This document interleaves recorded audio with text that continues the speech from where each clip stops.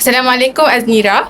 Maaf sekiranya saya mengganggu. Saya merupakan pelajar IPG yang sedang melaksanakan tugasan bagi kursus asas pembelajaran digital dan kemahiran belajar. Saya memerlukan beberapa responden untuk dokumentasi tugasan saya. Hanya beberapa soalan sahaja saya akan ajukan kepada Aznira.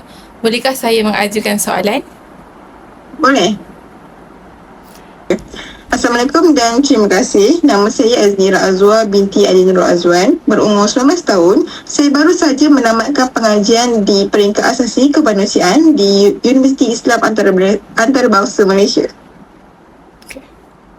Bolehkah saya mulakan dengan soalan yang pertama? Okey.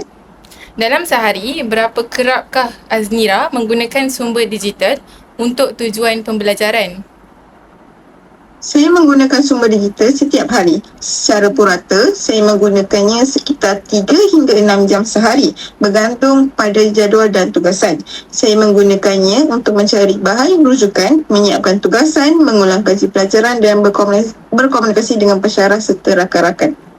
Baiklah, terima kasih Aznira. Soalan kedua pula, apakah sumber digital utama yang sering Aznira gunakan untuk membantu Aznira dalam pembelajaran?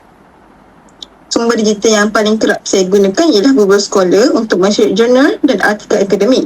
Microsoft Teams juga untuk mendapatkan maklumat daripada pensyarah serta mengikuti perbincangan kelas.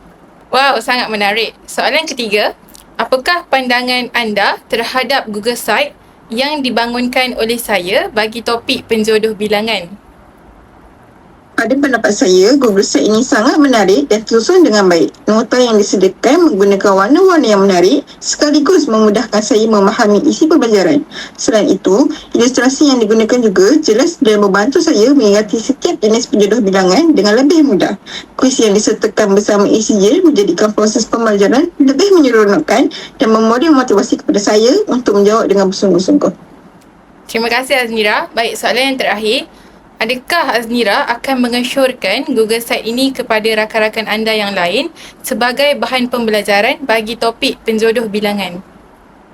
Mestilah ya, saya akan mengesyorkan Google Site ini kepada rakan lain sebagai bahan pembelajaran penjodoh bilangan kerana ia tersusun dan mudah difahami. Baiklah, itu sahaja daripada saya. Terima kasih kerana Aznira selaku responden atas kesudian meluangkan masa dan memberikan kerjasama yang baik sepanjang sesi temu ramah ini. Segala maklumat yang dikongsikan amat dihargai dan akan digunakan bagi tujuan dokumentasi. Terima kasih Aznira. Sama-sama.